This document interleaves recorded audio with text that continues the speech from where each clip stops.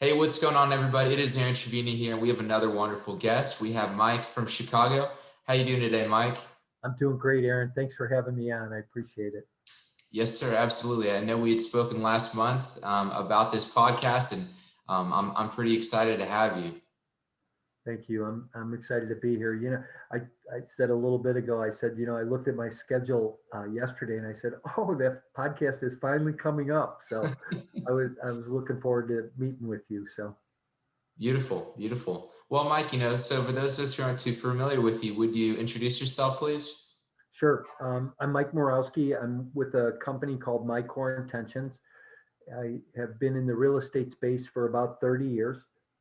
I started out as a residential sales agent, and I I got into real estate because I had a general contracting business, and I woke up one morning and I said, man, I can't do this anymore. I was still banging nails, had about 18 people working for me, 20 trucks, and I just couldn't do it anymore. So I sold the business, and then I took a year off. And during that year, my wife and I house hacked a couple of two flats in Chicago.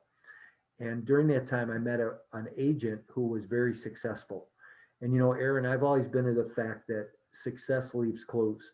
And if you follow success and do what other successful people have done, you're ultimately going to have some success yourself. And so I went to this agent and I asked him, I said, hey, I'm thinking about going into real estate. And his first response was, I think you'd be great. I think your personality and you'd be a great salesperson. So I said, well, can I come and shadow you and spend some time with you and see how you do business? He goes, no. He goes, I'm going to make you a cassette tape.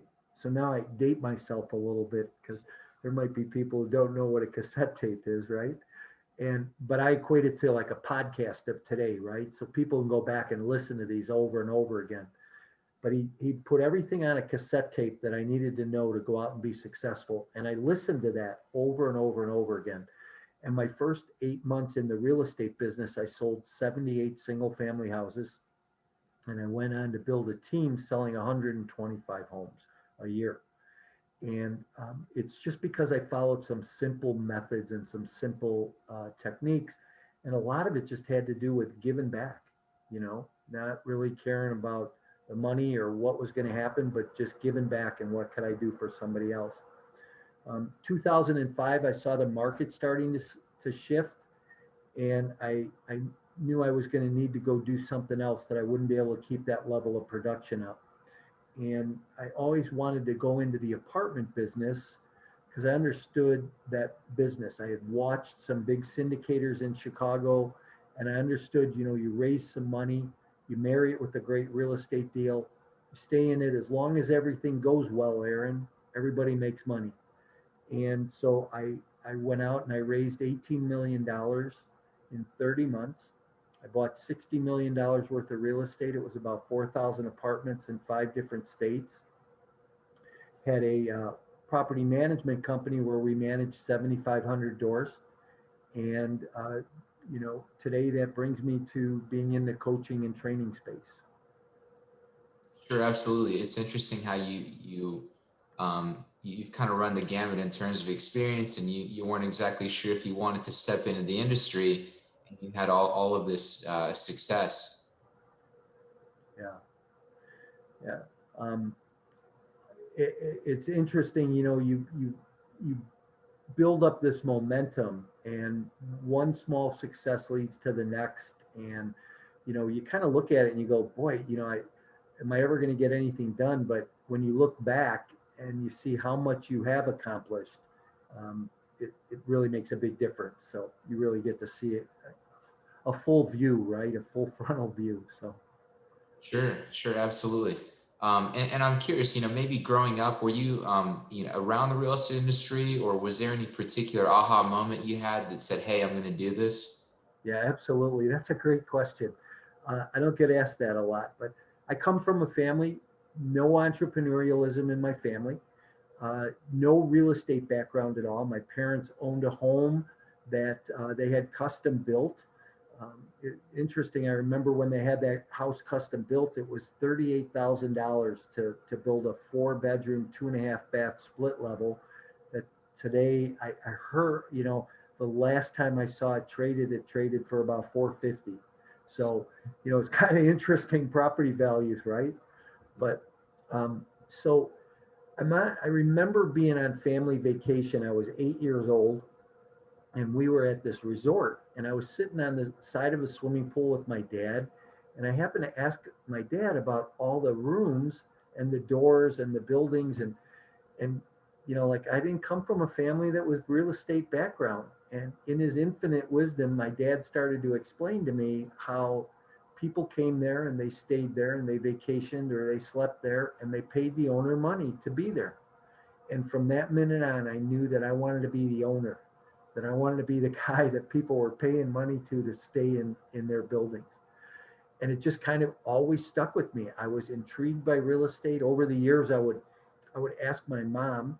I can remember this vividly. We'd be driving down the expressway and I'd ask, who owns that building, or who owns all those buildings? And my mom would say, insurance companies. And I never had any idea, right? But then later on, when the first institutional deal I ever closed was with an insurance company. So, it's funny how all that history catches up with you. It is funny. It kind of sounds like it all sort of came circle for you, Mike. Yeah, it kind of did. So, Absolutely. So it's interesting, kind of growing up, you kind of had a few little inklings towards real estate. You kind of get into the industry, after your GC business, taking a year off, having this success, with, I guess, within the industry. So did you just immediately get into syndicating, and that's what you did from that point forward, or what happened after that? yeah. So I went in 2005. I syndicated my first apartment deal. It was a small 11-unit deal, and from there we just scaled. Over 30 months, uh, I bought 4,000 apartments, raised $18 million, and bought $60 million worth of real estate. And Aaron, the simple math on that is I was 15% down in deals. So I was 85% loan to value. Big mistake. I would never encourage anybody to be that type of LTV on a deal. If you're not 25 or 30% equity in a deal, you shouldn't be in the deal. Made some mistakes along the way. That was one, being over leveraged, bought properties at too high of a price point in the market as the market was flying up, right? So grew way too fast, very unstable. We weren't stabilizing deals along the way. 2007, I closed 17 deals for about 2,700 units. And if you're not stabilizing those along the way and re-tenanting them and repositioning them, it gets out of hand. And it did, it got out of hand. 2008 rolled around, and I remember sitting at lunch with my CFO, and we were watching the news. The news happened to be on, and they were, all these people are carrying boxes out of Lehman Brothers. And I looked at my CFO and I said, we're screwed, aren't we? And I didn't say it that way.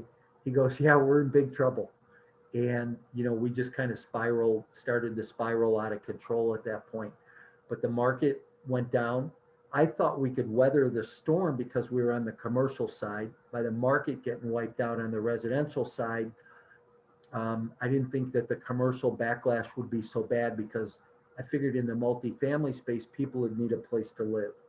But before we knew it, our occupancies went from, low 90s across the board to low 70s. I mean, we dropped out 20% like that. Some cases we were even below 70% occupancy. And Aaron, being in the multifamily space, that when you get like that, if you don't have cash reserves and you're over leveraged, there's no way to weather that storm. So I had a bunch of deals that were operating pretty well, and I had some deals that were operating really bad. And I didn't want to just let those bad deals go to foreclosure and those investors get hurt. I wanted to try and save everybody. I actually, looked at the market, and I'd seen a couple downturns in the market before, and corrections were maybe 10%, and the market bounced back in 18 months. And I thought, you know what, this is going to be like that.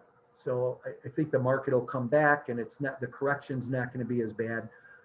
Let me see if I can save this thing. So I tried to right the ship by moving money from profitable companies to non-profitable companies.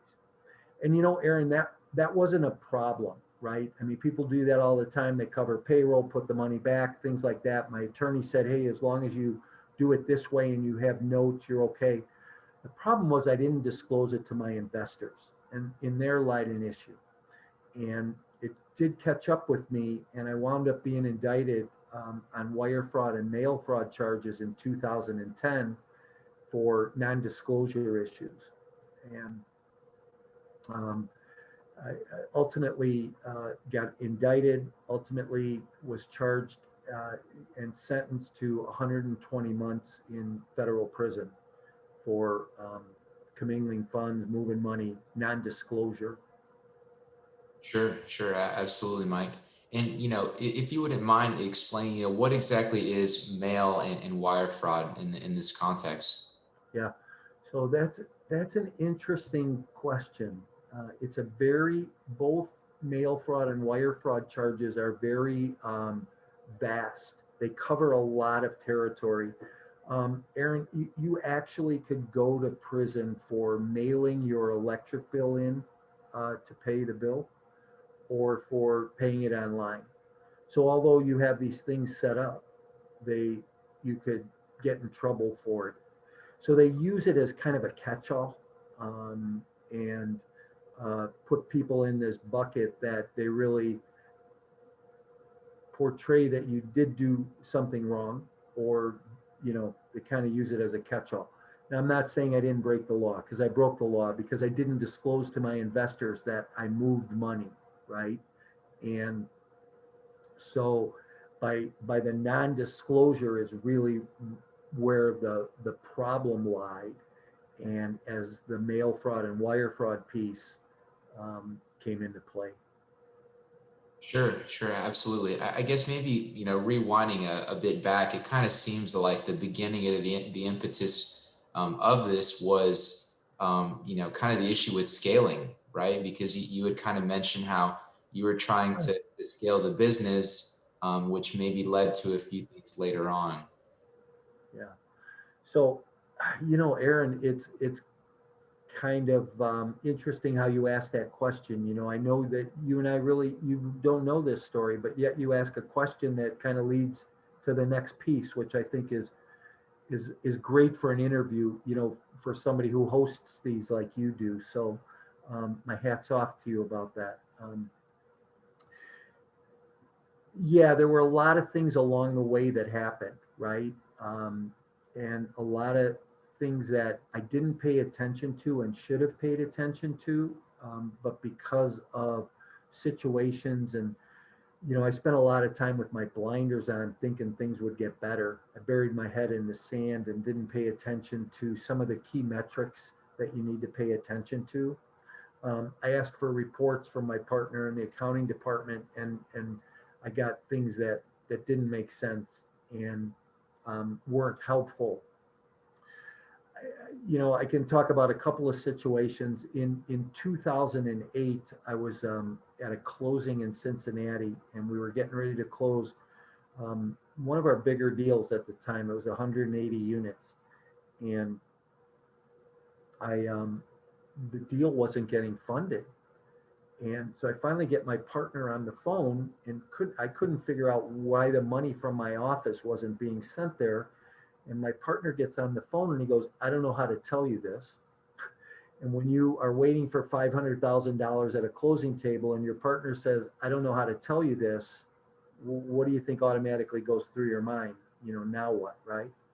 Well, what I realized was that my partner had moved money from the escrow account to the business account, 500,000, to take care of some obligations, and thought he could put the money back.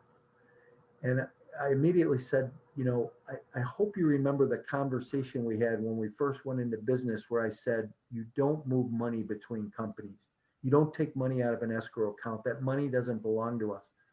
Well, I thought I could have the money back in time and that, we'd be able to close. I said, doesn't matter, right? So I dry closed on that deal, which means I just didn't fund it. We were able to sign all the paperwork. I went back to my office, and over the weekend, I was able to raise a little more money and got the deal closed on Tuesday the following week. It was fine. Um, I was able to mitigate through that problem. But here's the key. The key is that on Friday, that was on Wednesday. On Friday night, I went out to dinner with my partner and his wife and my wife. And now, Aaron, you need to understand, I never talked to my wife about business, which was a major mistake in my life. I never told my wife that, what was going on. Yeah, I might say, hey, we closed another deal, or I raised a little more money, or I met this interesting investor. But I never talked about the intricacies or the problems or challenges I was having. So on the way home from dinner that night, my wife, out of clear blue nowhere, says, I don't trust him. And I said, uh, as a good husband, thinking I was doing my job well, I said, honey, I got this under control. Don't worry about it. And Aaron, I didn't have anything under control. I didn't have any idea where we were headed or what was going on, but I knew that we were in trouble and that we were going to be in trouble at that point. And I just kind of pushed it under the rug. And I didn't, what I should have done as a husband was I should have said, honey, tell me what you mean by that. Let's talk this through, because maybe it would have enlightened me. I believe today that your spouse is your one of your strongest allies and knows a heck of a lot more than you might know, and you probably should listen. I know I need to listen, and I'm not married today, but so about a week later, I'm out to lunch with my outside legal counsel, who says to me, I really don't trust your partner. I don't know what he's up to, but I think you better take a look at it. I said, I don't know what you're talking about, So here I have these two indicators, right? And I don't pay attention to them. I think I've got it under control. I've known the guy for 26 years. We're good friends. But I didn't really pay attention to the back of it, back scenes that were going on. And when you look back at that, you go, man, how did I miss that? And I tell this story because I think that there's entrepreneurs out there, business owners, CEOs that are in situations similar to that at some level, that maybe are not paying attention to the red flags. And pay attention to those in your business, in your life. If somebody says something to you, find out why. So that was just one of those early indicators. And then there were things that happened along the way that, I just ignored, right? So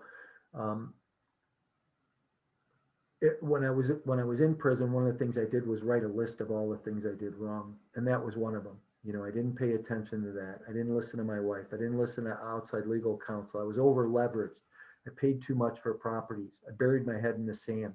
So all these things I did wrong, right? As a business owner, as a guy running a company who grew a $60 million company in 30 months, why didn't I pay attention to some of those factors? I saw the market changing in 2005. I saw where I should have built a 7-Eleven in town because the lot was premium for it, but I didn't see some of these other factors. So, where do we put those blinders on that we don't pay attention to that stuff? I think is a good question for people to ask themselves, when challenges come up. Definitely, Mike. I mean, I'm really fascinated by stories like this. And, what really sticks out to me is that moment, maybe, when your wife had told you, hey, I don't trust this guy. I have a bad feeling about this. And your immediate response was, honey, I have it under control. Right. At that moment, what was going through your head? Were you thinking about anything in particular, or you were just trying, what was going on at that time?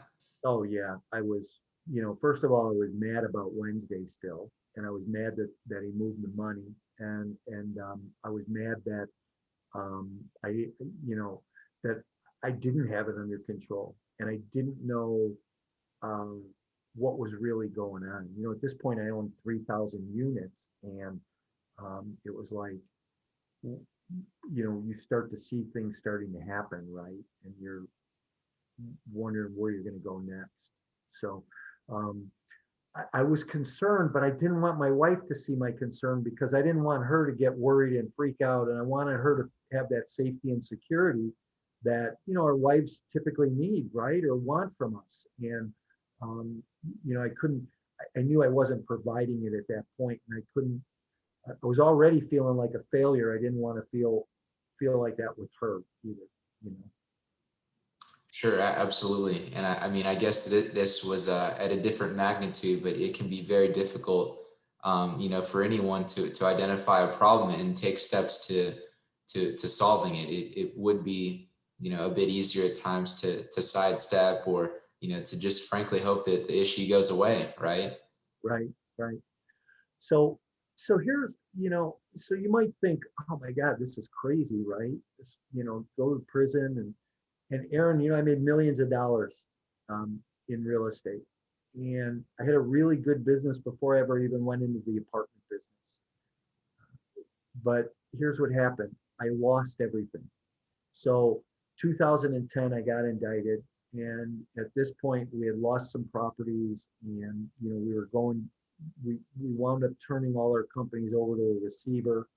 Between 2010 and 2013 were probably a couple of the hardest years of my life. But what I did was I went out and I built another property management company that my wife still owns, or my ex-wife, I should say, still owns and operates today. And I did that to, keep her and the kids in the house. And so that worked out well. But here's what happened. I get indicted in 2010, 2013, I get sentenced and I go to prison in 2013. And when you go to prison, first of all, it's evil, it's dark, it's not a fun place. And when you get plucked from the community and you get pulled from your family and your family's lost everything and you have no control and they strip you of all your control, and you've lost everything and you think it's the worst it can possibly be. And I go to prison and I'm gone for about 30 days and my wife decides she's going to divorce me. So now she divorces me. I have 2 children that don't talk to me even to this day. And it got worse than I thought it could ever get. So I didn't know what I was going to do. I didn't know how I was going to handle it. I didn't know how I would mitigate my way through it. When you go from having millions of dollars, and here's what I will tell you too, is even as my business grew and all that grew, I never changed my lifestyle. I never flew private. We didn't have bigger cars. We didn't buy bigger houses. We didn't buy summer homes. We just lived a normal lifestyle because I knew the apartment business that the cash out on the back end would be so much better than along the way on the front end, right? So I'm in prison. I've lost everything. I've gone from living in a modest 2,000 square foot house in a nice neighborhood with my family around to living in a 2x5 locker with 3 green uniforms and 5 pairs of underpants. It's funny how your life can change like that, you know. So like I said, I didn't know what I was going to do. And I was a mess. I was a wreck emotionally, mentally, physically. I was 30 some pounds overweight. And I had been a marathon runner and worked out and just had totally let myself go by this point. And, I was drinking and drugging and, at the end it got bad.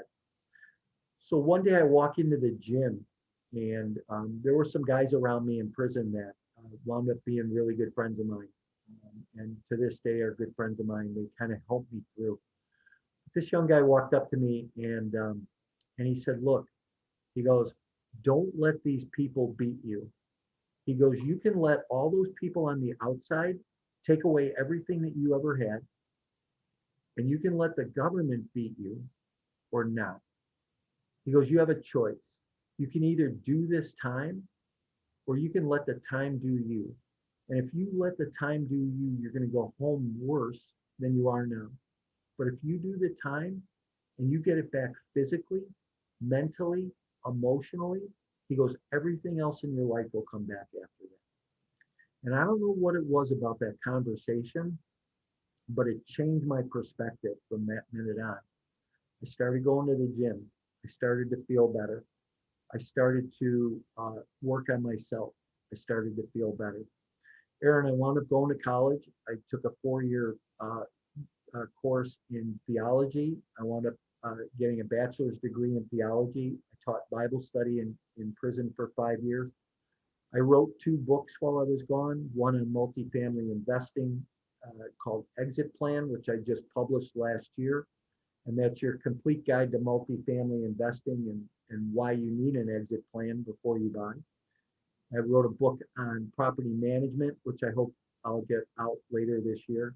I wrote 2 home study courses, and I taught real estate, uh, investing, and property management for 5 years in prison. I wrote an ethics course and taught that. You know, uh, you got to find that kind of funny, right? That in prison, guy who goes to prison for wire fraud and mail fraud is teaching ethics. So, there was a transformation, right? I was on a outreach program where I went into the community and I told my story 40 times to small business owners and to the local area colleges. I met a professor from the University of Minnesota while I was gone, and he and I just co-authored a paper. We worked on it for a couple of years here. We just had it published in the Business Journal of Ethics on my case, a case study, and it gets taught at the college level for forensic accounting classes and sales and marketing classes. So I tell this story because as bad as it was, and I went away and I lost everything and was wiped out, that I made the best of the time. I came home in better shape spiritually, physically, mentally, and emotionally than I'd ever been in. And today, the financial piece will happen. I believe that for sure because, I've made millions. It's not about the money now. Now it's just about the comeback and how I can help other people to not make those mistakes, to have the fortitude to see what's coming down the road ahead of what's really coming down the road. Fascinating. I mean, this is definitely a story of, determination, perseverance. It's a redemption story. And what's also interesting as well is kind of that pivotal conversation that you had with that young guy. And, at least for me, just hearing about 10 years in prison, it sounds like a very daunting period of time. How did you, were there any ways you kind of kept yourself grounded there while you were doing your time? Yeah, so like I said, I taught Bible study, so I had a very rigid schedule, and I think that that's the thing that keeps you going. I first of all, I got up every morning at 3:30 in while I was gone because prison's a very dark, a loud place. There's a lot of there. They never turn the noise off, right? Somebody's always talking or screaming or yelling at somebody or um, and there's always lights on. So I I couldn't I never was in a completely dark place till I came home. It was interesting. It's interesting, but um, so I'd get up early in the morning and I'd spend time by myself where it was generally pretty quiet for about an hour and a half early in the morning. And that's where could get that first daily discipline for myself in, which was spend some time with the Lord and, study and on the weekends I did my college work, but during the week I would go I'd work out in the morning, and when I say work out, we didn't just work out for a half hour, 45 minutes. It was 2 or 3 hours in the gym, and then I'd go back, have lunch, and then I'd go to the education building, and I went. This was the same routine every day during the week, Monday through Friday, for 5 years, 6 years. And I worked on my book, my home study courses, the things that I taught there. I could teach, I would refine. I had a great captive audience all the time, right? Other people that were there that I taught things to. There's a couple of guys that I was able to teach some things to that have come home and are already doing some multifamily deals. So, so it's interesting. I found some solitude and being able to teach other people and help other people. Um, while I, I planned, I planned that when I came home, I was going to build this business. And today, all I do is execute that plan. Absolutely. It's interesting how you were able to get along, doing your time there. And but also, staying focused on your grander vision, which is what you're doing now. Yeah, for sure. And and I'm curious as well, Mike, maybe someone's listening, maybe they're just starting out, in their career, maybe they have a small business, they're looking to scale up, maybe in terms of, any sort of ethical principles they should abide by, how should they work ethics into their everyday business practices? Wow, great question here. Um, here's one thing about ethics. I think that you intuitively know right from wrong. There's an innate feeling that we get if our head and our gut's not in check, right? And one thing I always tell people is just because you do something that's not ethical, it doesn't mean you broke the law. But enough unethical actions causes you to break the law at some point. So I think when we're not walking in integrity and we're not coming from a place that is, where you have an ethical foundation. And I'll give you an example. The story I always tell is, you know, put yourself in this position. It's tax time and you're getting your taxes ready and you send them over to your accountant. And your accountant calls you and he says, um, hey, listen, I noticed you only spent $700 in travel this year, but the IRS allows you 2,500 as a deduction. Do you want me to take the whole 2,500 for you as a deduction? Now remember, you only spent 700, but the IRS allows you to take 2,500. What's the right thing to do? I don't want you to answer this. I just want you to think about it, right? Um, but you'd be surprised at the people that say, hey, I would take the 2,500. People that would say, I'd only do the 700, you know. Um, so you have to really focus in on right or wrong, you know. Um, ethics is, you know, what's the golden rule, right? Do unto others as you'd have them do unto you. So, you know, I think ethics happens because we listen to our head and our gut and we're in sync. We do what's right. You know, we always have that inner voice that tells us, uh-uh, don't do that. It's just like when my wife told me, um, hey, I don't trust him. I knew she was right. I innately knew she was right, but I blew it off. And I said, God, you know, I'll handle it. I'll take care of it. I'll fix this. And I thought I could fix it, but I didn't, and I couldn't. Absolutely. It kind of goes back to, intuition and it being maybe part of a human instinct and trusting it. Yeah. You know, another story that I really like to share is, I built this company. I had 138 people working for me. I had an in-house legal counsel that I paid a lot of money to on an annual basis because I thought that he was smart enough to um, help us, right? Um,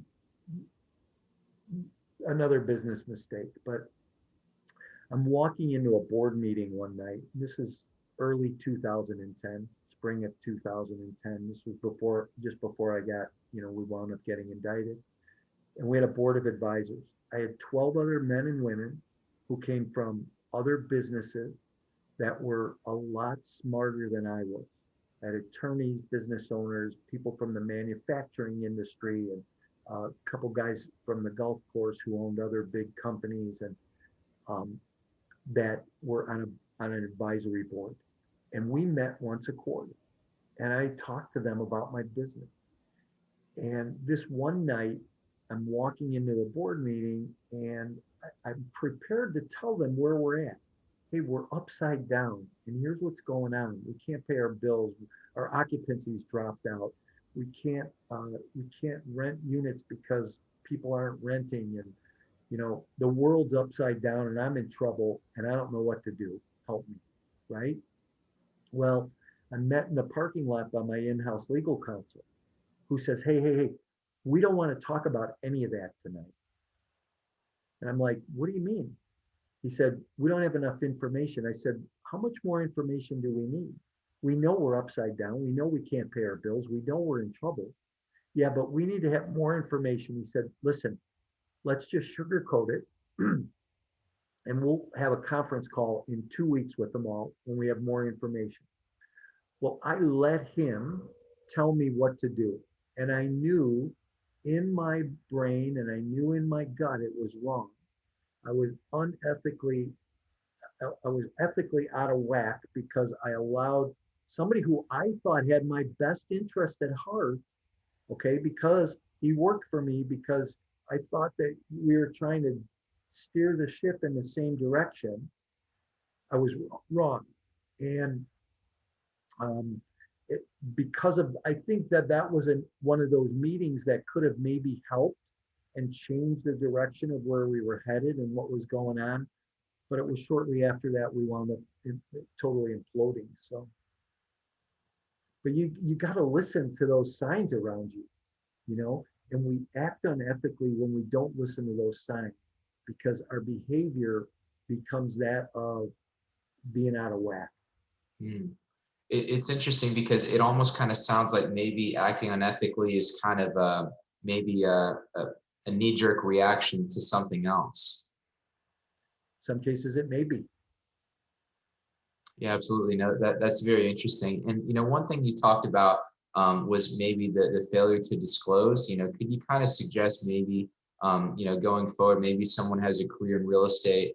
What does disclosing something mean, and how do you do it properly? Yeah, sure. So disclosing is telling the individual that you have a fiduciary responsibility to or relationship with what's going on. So because I raised private equity, those private investors, I had a fiduciary responsibility to them because I was responsible for their money to tell them what was happening with their money, and I didn't do that. So, we didn't publish statements or give people statements um, unless we were giving them a check, which happened quarterly, depending on the deal, or semi-annually. So I didn't like misrepresent on paper what was going on because it was all right there. Then they got the documentation. But when I moved money between companies, like Aaron, if you would have had money in a company and I would have said, hey, Aaron, listen, I'm going to take a portion of this profit that we have here and I'm going to put it on this company here. And you're an investor in both companies, okay, to try and keep this afloat. Chances are you probably would have said yes, okay, because another mistake that I had as a syndicator was I had a provision in my offering documents that I never would have a capital call. So I had no way of going to my investors and saying, hey, we need cash. Okay. So it was a double whammy because I couldn't ask you for cash.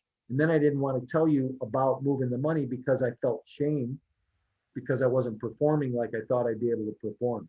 And it wasn't me, it was market driven, right? So everybody already knew the market was upside down and that it was all anybody could do to withstand the storm. But because I didn't tell you what was going on was where I got in trouble. Hmm. Absolutely. So I guess kind of the shorter version is just letting people know what's going on because it's a responsibility. Yeah, yeah, for sure. Absolutely, Mike. Well, is there anything you haven't said that you really just like to hit home? Yeah, I think I learned a lot. And so as bad as it got, as bad as it was pretty rough for a couple of years. But once you get your arms around it and you start, I feel like It's like anything else in life, right? When you're in the middle of it, you don't really see the progress or what's going on. But when you look back, you go, "Holy cow! Look at the progress!" Right? I never thought I could buy a 200 unit apartment complex, and I was buying 400 unit deals before, at the end. So you you got to look back and see where you've come from, because you're not the same person and you're not in the same place you were a year ago, right? Than you are today.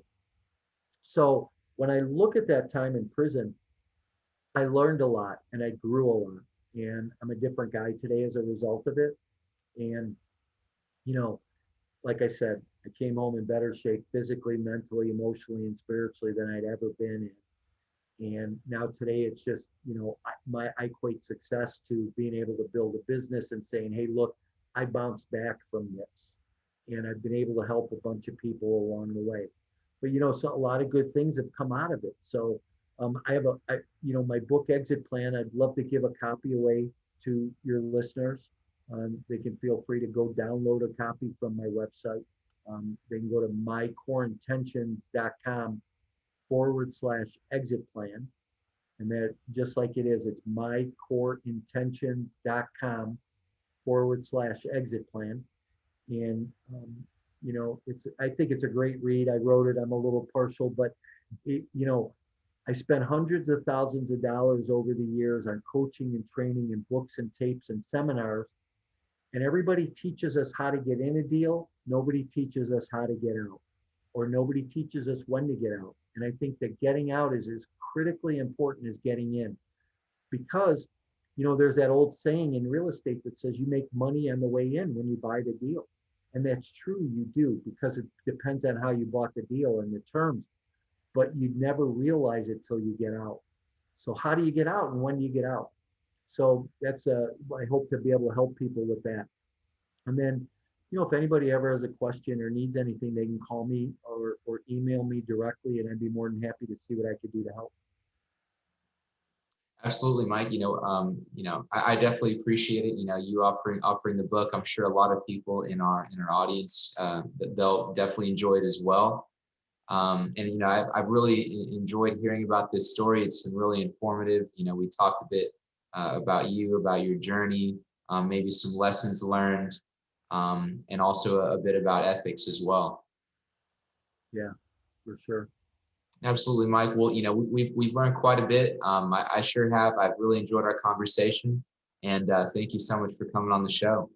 Hey, Aaron, thank you. I appreciate it. And I hope that your listeners were able to gain something from it.